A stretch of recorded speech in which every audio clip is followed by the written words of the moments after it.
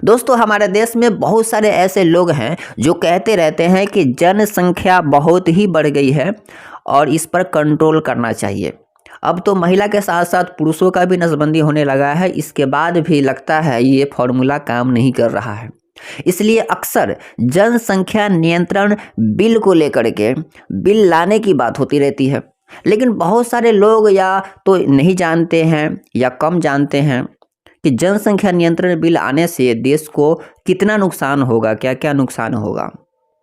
भारत के लोगों को ख़याली पुलाव पकाने का ना बहुत ज़्यादा शौक होता है दोस्तों। ये बात उसी तरह है जैसे नोटबंदी से भारत में काला धन वापस आ जाएगा, जाली नोट खत्म हो जाएंगे, आतंकवाद खत्म हो जाएगा, लेकिन ऐसा कुछ हुआ नहीं। सारे दावे फेल हो गए। अब तो नोटबंदी का नाम तक सरकार नहीं लेती है। इसी तरह से जनसंख्या नियंत्रण बिल के समर्थक लोगों का दलील है कि जनसंख्या नियंत्रण हो जाने से गरीबी दूर हो जाएगी, बेरोजगारी खत्म हो जाएगी, देश तरक्की करने लगेगी। भैया देखिए, बिना मेहनत के ना, बिना लक्ष्य के कुछ हासिल नहीं होता है।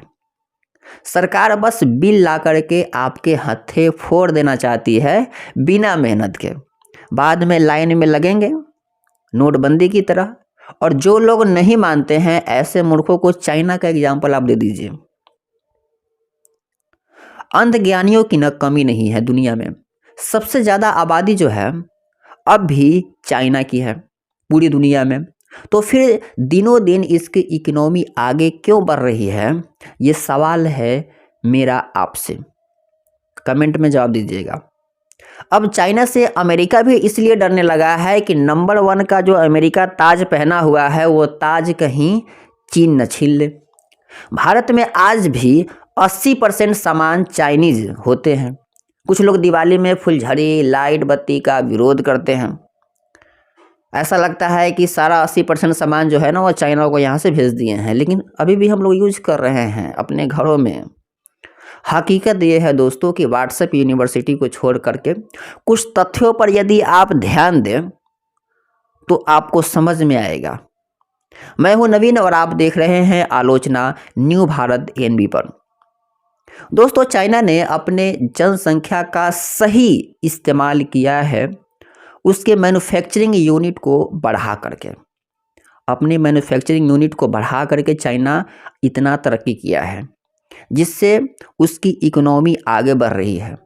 अगर जनसंख्या के साथ भारत को भी तरक्की करना है, अपनी अर्थव्यवस्था को मजबूत करना है, चीन से भी आगे ले जाना है, तो बोल बचन काम नहीं आएगा। हमारे यहाँ मैन्युफैक्चरिंग यूनिट बढ़ानी होगी। पहले लोग कहते थे कि जनसंख्या अभिशाप है। दोस्तों, जनसंख्या अभिशाप नहीं है, आज के समय में वरदान है। खुद मोदी जी दूसरे देशों में सीना तान करके कहते हैं कि 135 करोड़ की आबादी वाले हम देश हैं, जिसमें 65% आबादी जो है वह केवल युवा है। तब तो भारत का जनसंख्या नहीं दिखता है। भैया, इन 65% युवाओं को यदि रोजगार दे दिया जाए तो चीन क्या, भारत नंबर 1 बन जाएगा पूरी दुनिया में। लेकिन चाइना ने जिस तरीके से अपने जनसंख्या का सही इस्तेमाल किया है, हमारी सरकारें नहीं करती है। हमारी सरकारें एक तरह से भैंस की तरह है, किसी की सुनती भी नहीं है। भैंस के सामने बिन बजाए भैंस रहे पगुराए, कहावत तो आपने सुनी होगी। अर्थशास्त्री को भी नहीं सुनते हैं। एक्सपर्ट्स तक को गलत साबित करने में सरकार के प्रवक्ता मेन स्ट्रीम चैनल पर मीडिया में लगे रहते हैं। जो अपना मन करता है कुछ भी सरकार आंख मूंद कर देती है और फिर देश के लोगों को लाइन में खड़ा होना पड़ता है।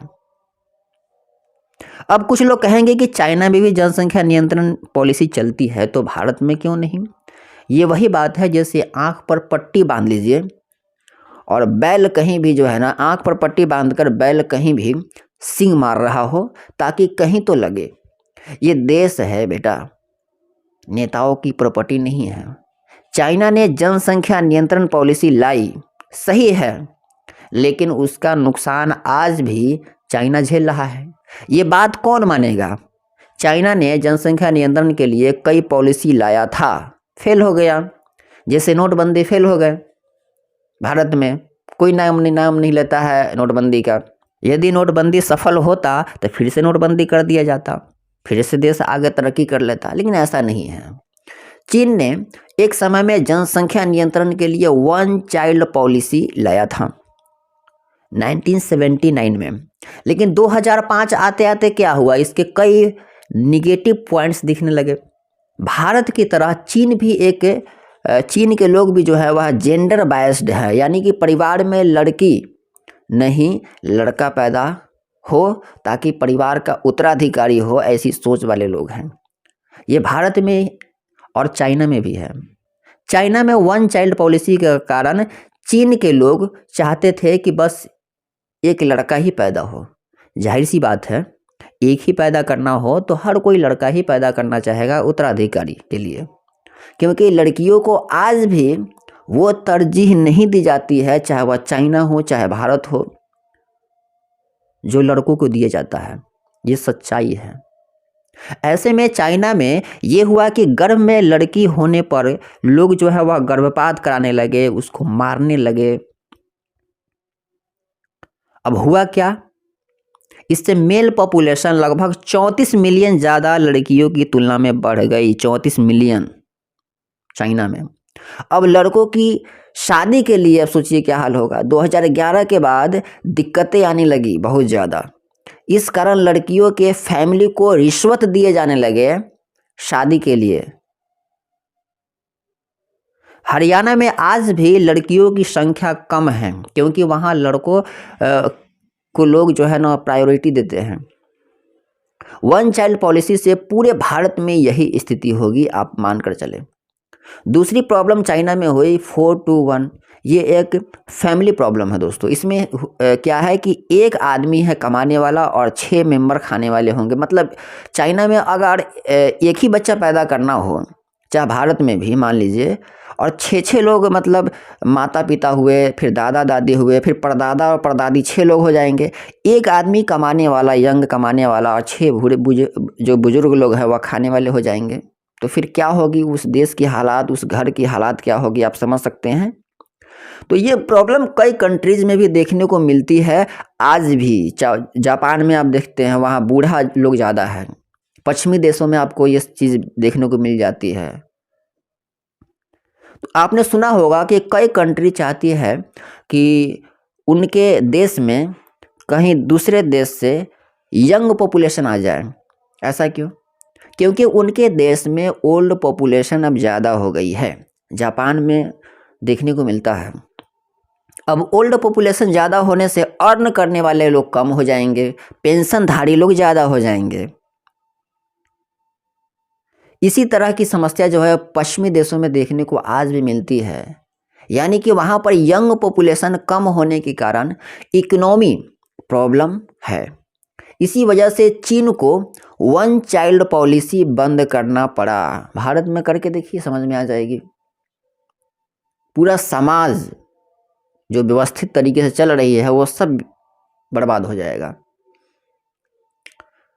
उसने वन चाइल्ड पॉलिसी को ख़त्म किया चाइना ने, और उसके बाद जो है वह 2 चाइल्ड पॉलिसी शुरू किया।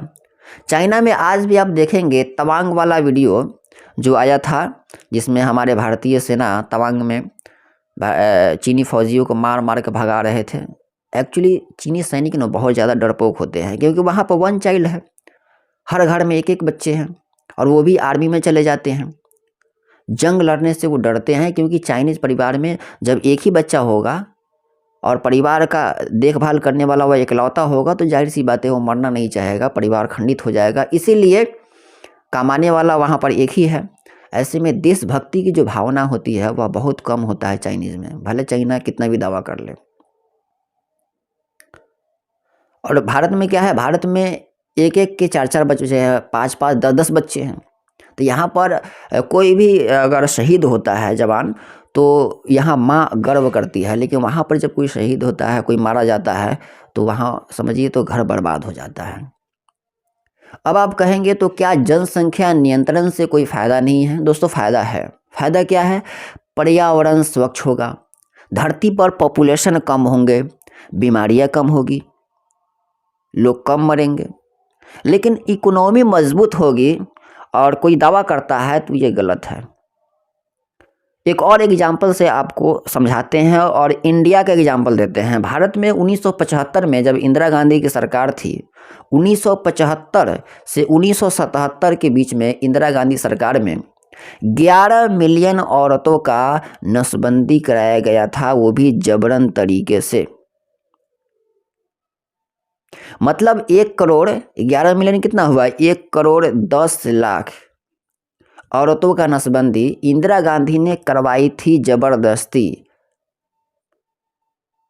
और ज़्यादा बच्चे पैदा कौन लोग करते हैं? ज़्यादातर गरीब लोग करते हैं, जो पढ़े लिखे नहीं होते हैं, जिसकी आर्थिक स्थिति ठीक नहीं होती है, समझने की स्थिति भी ठीक नहीं होती है, समझ उनकी ठीक नहीं होती है, ऐसे लोग ज़्यादा बच्चा पैदा करते हैं। ऐसे महिलाओं का नसबंदी कराई थी इंदिरा गांधी सरकार ने। हुआ क्या?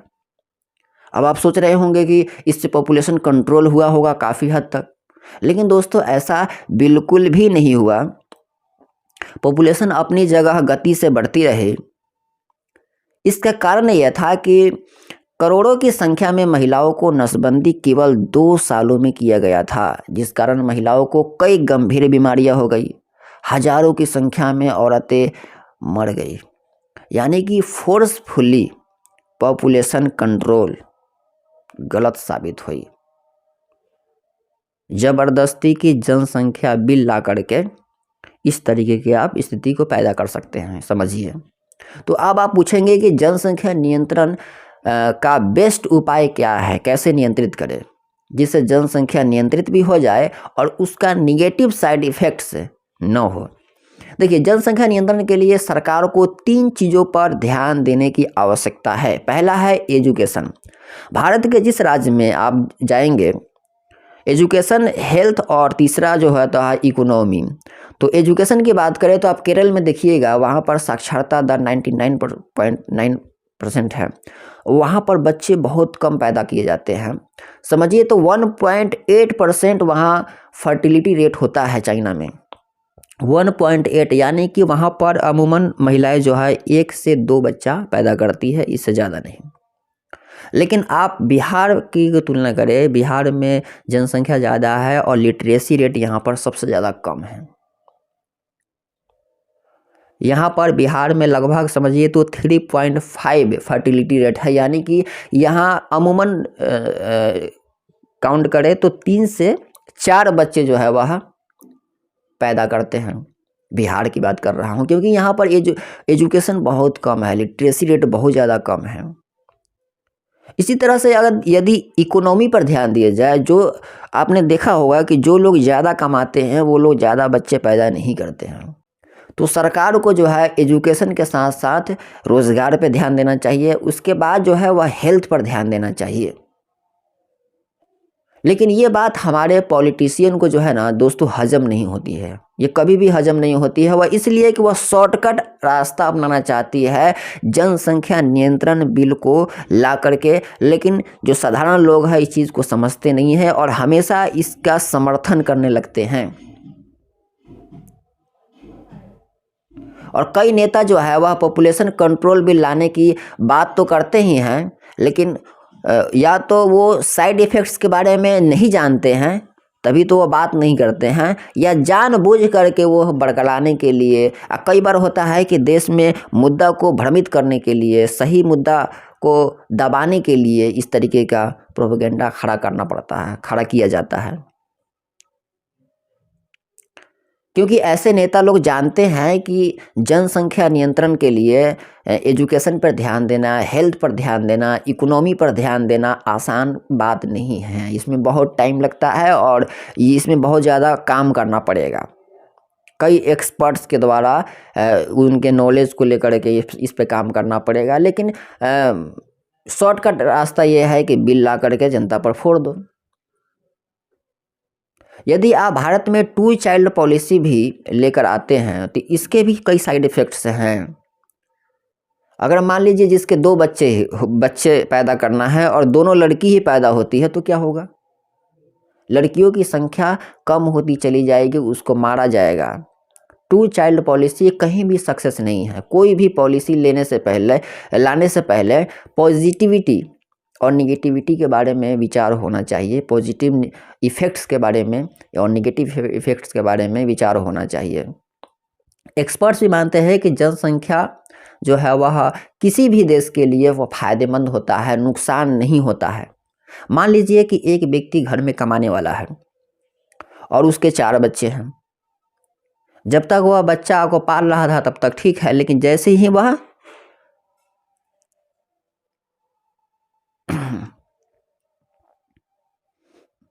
मान लीजिए कि एक व्यक्ति के घर में 4 बच्चे हैं, आगे चल कर के चारों कमाने लगे तो यह उस परिवार के लिए फ़ायदेमंद होगा।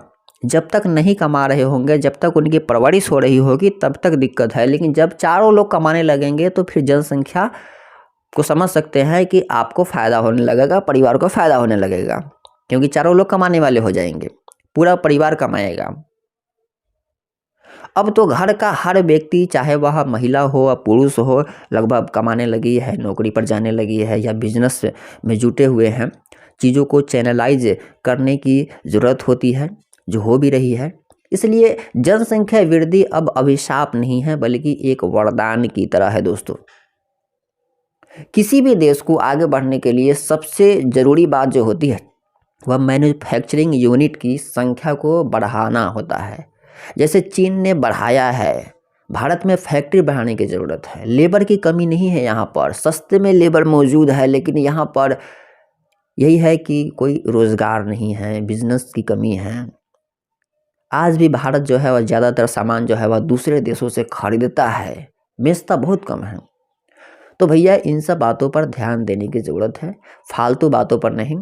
मैं हूं नवीन और आप देख रहे थे आलोचना न्यू भारत एनबी पर। चैनल को सब्सक्राइब जरूर कीजिएगा और बेल आइकन भी दबा दीजिएगा।